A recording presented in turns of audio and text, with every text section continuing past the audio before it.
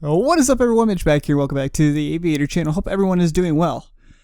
So for those of you that have been following my channel for a while, you know I'm the type of person that generally loves flying GA type base aircrafts. And this goes without saying, we're in one today. We're not going to be flying it around, but more so just taking a look at one of the instruments that look a little bit different than some of the other ones. Now, I haven't been the type of person to want to take a look at this product before because I was very apprehensive to know the functionality behind it. But I was sold when a friend told me that it was one of the best purchases he's ever made on a standpoint of being able to improve his situational awareness in flight simulation, especially when flying general aviation aircraft. And as somebody that's very, very keen on my situational awareness in real life and being able to expand my knowledge in the flight simulation community a little bit more and being able to understand that this is a very helpful tool in real life as well as in the sim, I was very, very quick to jump on the GTN bandwagon pretty much and go and purchase this product and take an initial review at it. Now, before we break in and understanding exactly what we're going to be talking about today, it is the GTN750. And that is the big black screen that you're seeing here right now. But once we turn it on, you'll see why it's a big deal for me and why it's a big deal for everyone else. Now, I should say I have quite a few hours behind the GTN750 now. Not its counterpart, the GTN650. I haven't purchased the GTN650 yet, as it's more so a downscaled version of what Flight1 has done with the GTN750. But say the least, I have I'd say about 30 flight hours now with the GTN750 in Alabama, or not Alabama. I guess I do have it in the 404, but I have it in the 404 and I have it in all my A2A products as well. So let's jump in, take a quick look on what the Flight1 GTN750 has to offer. So I just turned the avionics master on in the aircraft just to kind of go over a little bit of the overview. Like I said, there's no purpose in taking the aircraft up today, as I can show most of the functionality on the ground and the understanding of how simple this GPS is to work compared to some of the other counterparts we see nowadays, like Reality XP, MindStar, as well as the default stuff that come in most of the payware products.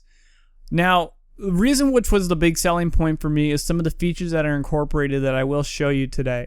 Now, by all means, this isn't a tutorial. This is more so kind of a review and a look over or understand how the functionality of this avionics package is in this aircraft and several other aircraft as well. Now, let's get along and show you what's going on here. So, as you can see, it kind of takes up the main stack and leaves you with a standby radio, your ADF, your autopilot, as well as your DME.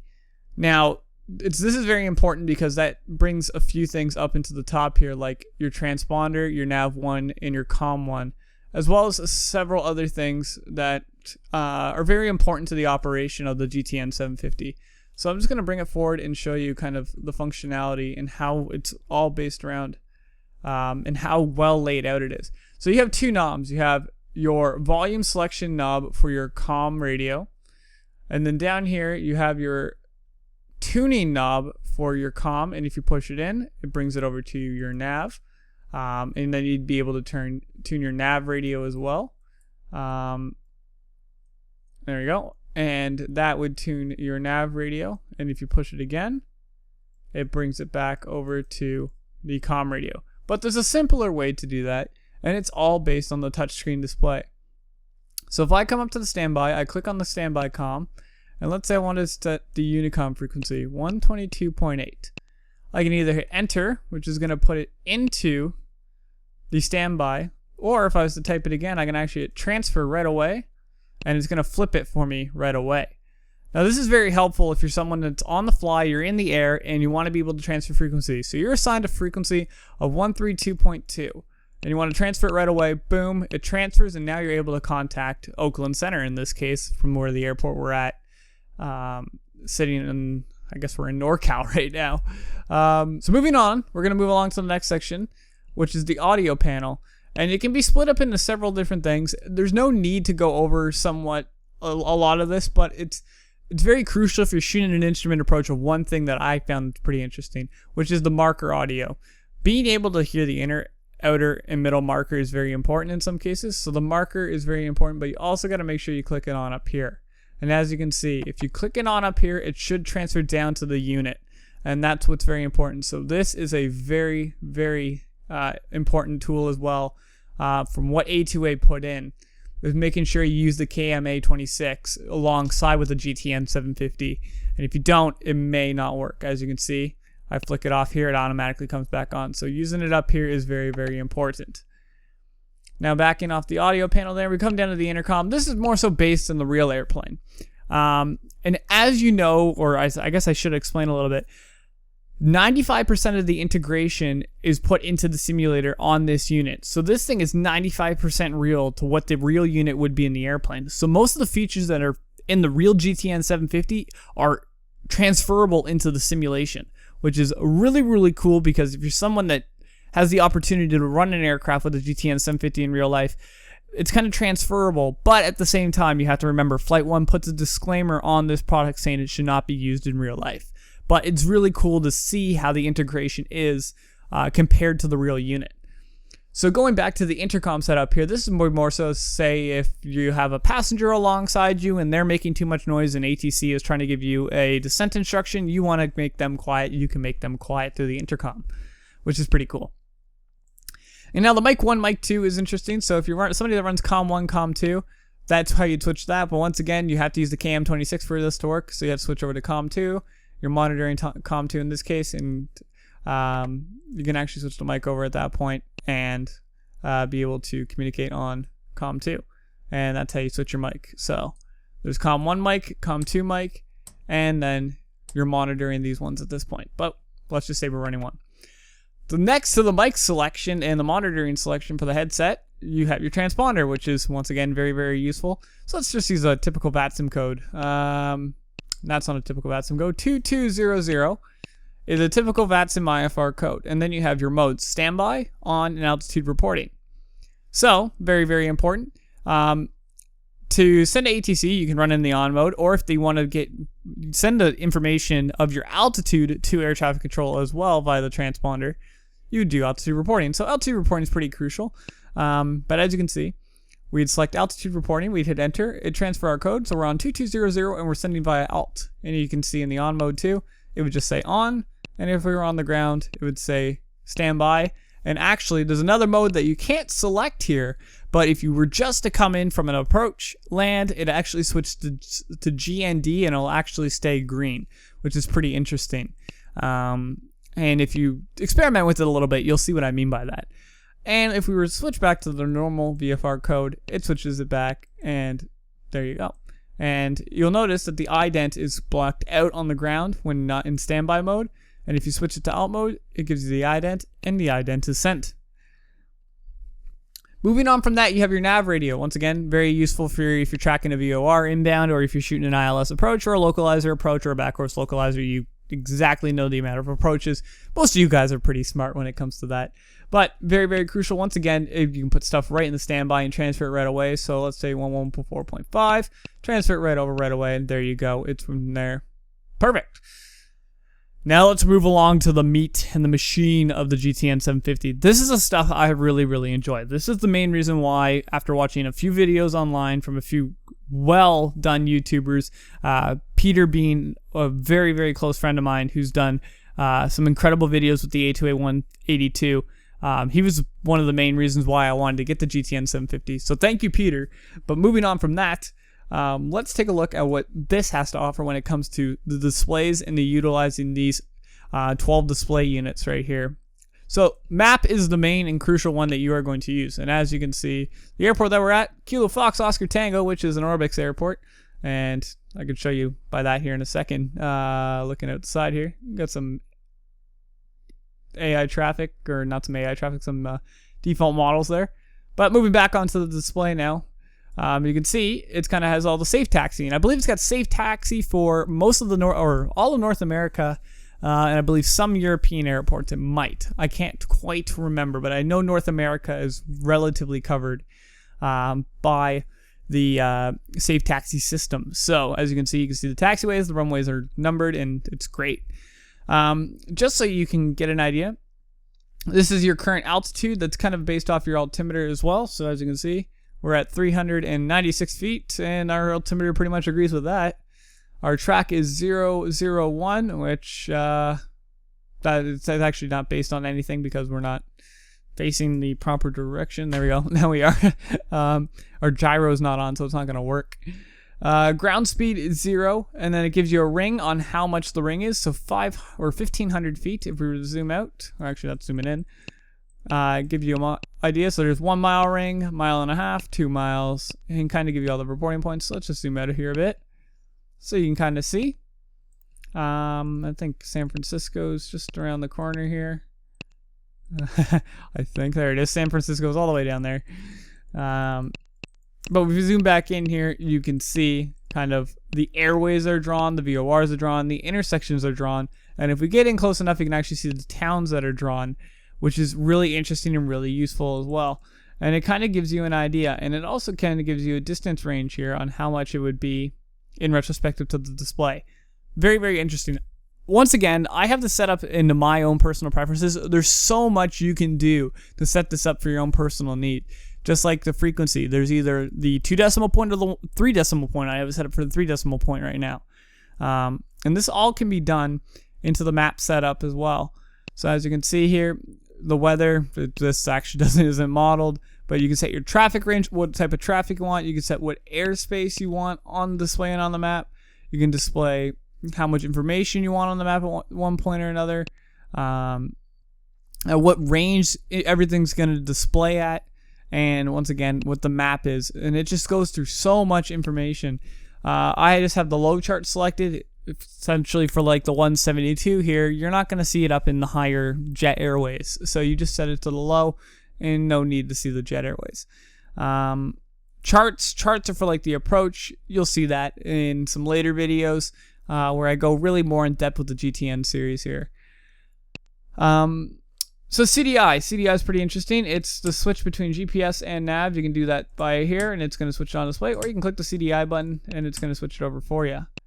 And it's just an overall incredible program to use. So moving on to the next one, traffic, basic TCAST. I very, very rarely use this, but it goes all the way up to 48 miles to being able to give you an idea of where all the traffic is. In that range, and you can kind of see ADS-B airborne or ADS-B off. There's the two. You can set the monitoring vector, so is it relative or is it to the absolute? The vector duration, so how many miles, and altitude filter, and it's unrestricted filter, of course. I leave it just so open. I keep it wide open just so I know who is where and when are they going to be near me. Terrain, I think, is pretty self-explanatory. Once again, there's a sub-menu for that, so you can put it into an arc, or you can put it into 360. I like 360. And you can just have so many more features with it. So you can put the legend, so you can kind of see where the terrain is in retrospective to your aircraft. And you can test the toss, so we're going to do a toss test just to demonstrate it to you.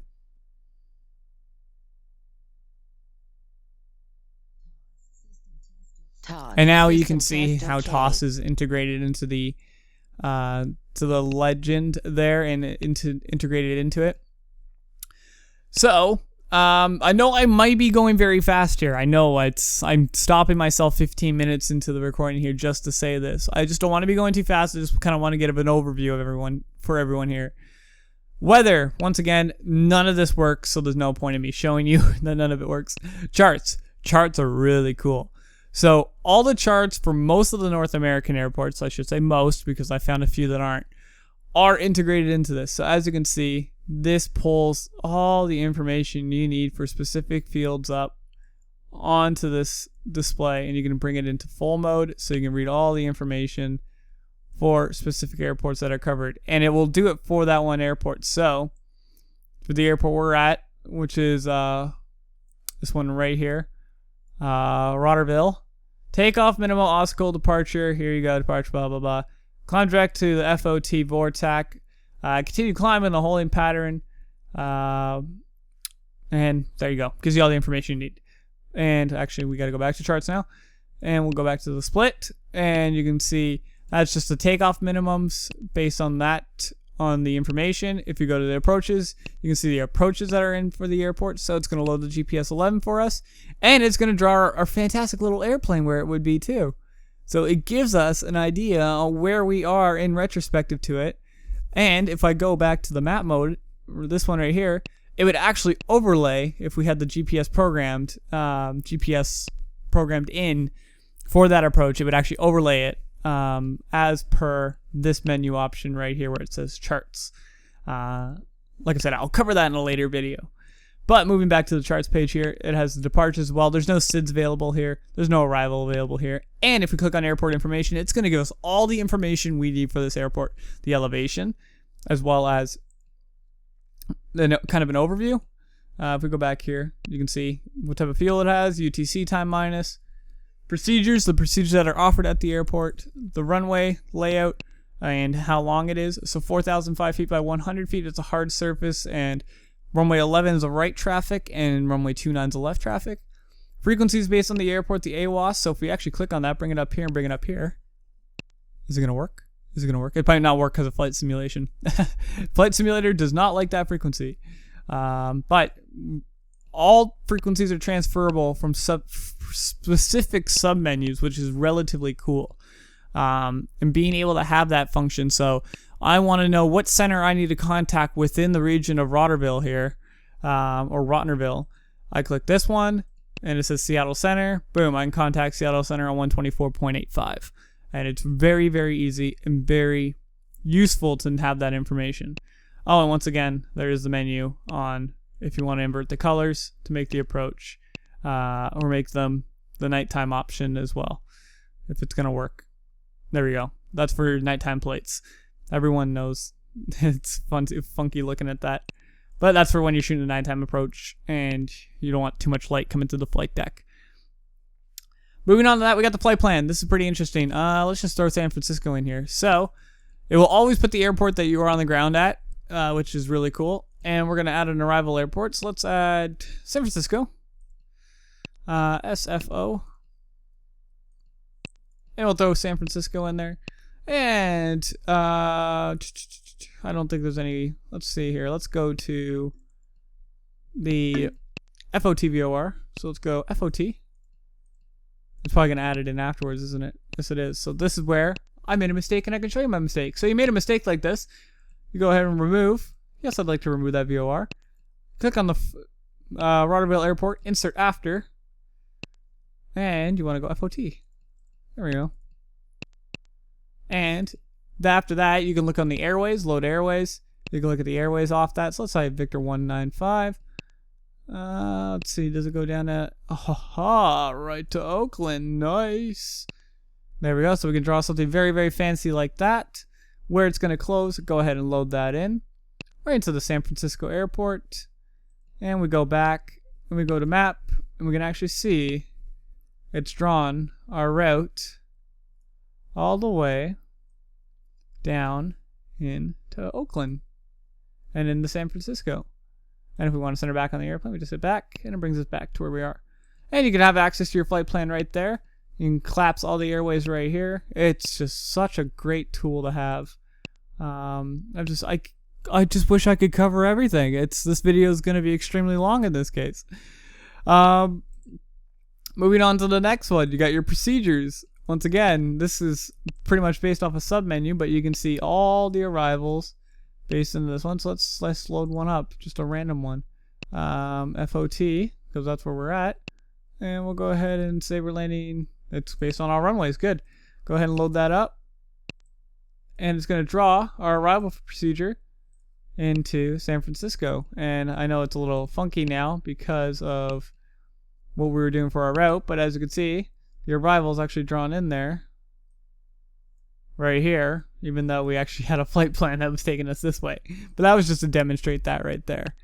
The nearest, I think the nearest is pretty self-explanatory for you guys. Nearest airports in retrospective to where I am. Same thing for intersections, VORs, NDBs, and user waypoints. I don't think there's any user waypoints within 200 miles of me. I have a few made up. Airspace within my section here. This might take a while to load. It may not load properly though. I don't think it is. RTAC is going to be within where I'm at. So this would be the Seattle Center I'd contact. And that would probably be the next one afterwards. Actually, it's 2 of them. Actually, all right there. This one actually drops down into 2. Pretty cool. Flight service station, and that'd be Oakland on 2200. And weather frequency. And once again, the AWOS. Let's see if we can pick it up somewhere else. I don't think. I gotta find an airport where it's actually gonna work.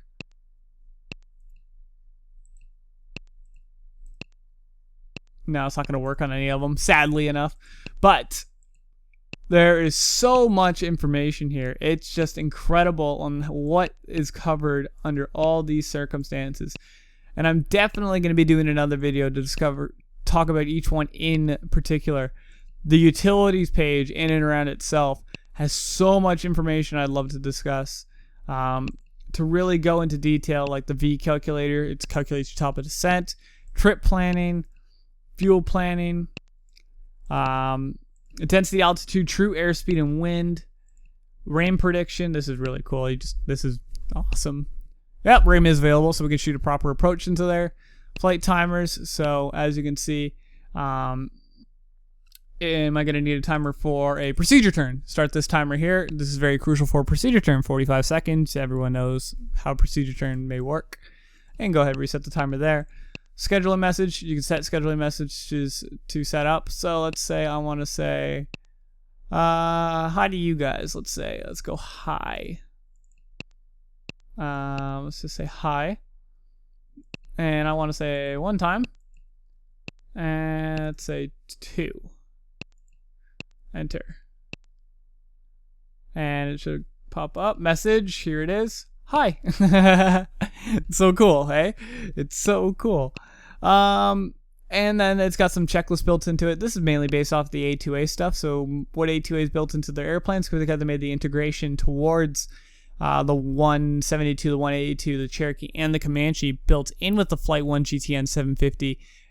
It builds in their speeds and stuff like that. So if you ever wanted to know what's my best angle for where I'm at right now, or best rate, 100 knots, boom, right there.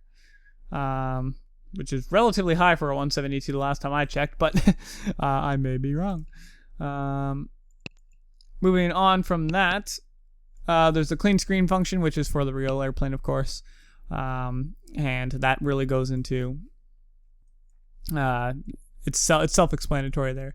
But there's so much stuff you can do with this. System status, check on all the information. So as of right now, as of recording this, the cycle is 1504, and the current nav cycle is 1513. There's no way as of right now to update your current nav cycle for flight simulation into the GTN series. So hopefully there is some point along the lines of a way where Flight1 is able to integrate nav cycles from Navigraph to be integrated into the GTN750 series. It'd be really cool. But as of right now, I think you would need a Jeppesen subscription to be able to load this data properly onto your computer and put it into the proper folder for this data to be able to reread. But 1504 being as of April 2015 is still pretty new. Not a lot of stuff has changed, but I know there are several airports across the United States that have changed some of the numbers on their SIDS and stars within the year of 2015. John F. Kennedy being a airport that I can know off the top of my head. But that's just kind of the small, minute stuff. Not a lot of the procedural side of things have changed throughout the year, just more so some of the numbers. But it's very up to date. It's very congruent to, I think that's the word I'm looking for, to what we need as a flight simulation community. So as the nav data may be outdated, and you may be somebody that doesn't like using that outdated nav data, by all means, I understand. I'm the exact same way when it comes to that. Now, I've been talking so much, I'm surprised the GPS hasn't died, or I haven't drained this 172 completely of its battery yet. And I know I went quite fast in this video, but I definitely just wanted to show you the overfeatures and how important this unit could be for the future of flight simulation in and around itself. Because having something so technically advanced like this coming into the market, it really demonstrates how the characteristic of flight simulation is taking place and how the real world counterparts are coming into the type of community that we have now. So if you're someone definitely been looking into the GTN750 series or the GTN650 as well, it's definitely a well thing that you should research before purchasing the product, because it can be quite hefty. Being $65 for the P3D version, it is very expensive to say the least. And I really want everyone to make sure they understand that they're getting a little bit more than just an avionics suite into an airplane here. They're getting something that is going to help them to reduce their workload as a flight simulation pilot, and something that, technically speaking, can be integrated in almost any aircraft across the platform as well. So really, I have to emphasize that as well. Now, jumping in just to take a look, it's just a great tool to have, and something of this size, and being able to reduce your workload. Because you think about it, you're shooting an IFR approach down to minimums, and your head's down all the way through. You want to make sure you have something backing you up there to understand that it's telling you the proper information that you need to have. Once again, it's one of those things that are approved for the type of flight that you are doing. So, as flight simulation and as flight simmers, we sit there and take for granted what the regulations say in real life, and have to have an understanding that in flight simulation, sometimes we are going to break some of our rules and break some of the limitations that we may have compared to our real world counterparts. So I really like to emphasize that as well, but this is really a breakthrough and really something that everyone should take a look at and really understand that being as integrated as it is a big step forward, and hopefully we see something more like this in the near future. I hope this video hasn't been too confusing to any of you guys, and hopefully it gives you an understanding on what really has to come for the future, and really hopefully changes some of your guys' minds on general aviation a little bit more, to get you kind of that avionics suite that you would like in your PMDG 777 or your 737 NGX. So I'm going to shut up before this video goes to the half-hour mark here, but I'm definitely going to be doing a little bit more and talking about how the GTN series works, because it's something really cool. So thank you guys so much for watching. Make sure you hit a like on the video and click subscribe as well. And until next time, and after a long period of time of talking here, blue skies, white clouds, and everyone have a fantastic and safe day.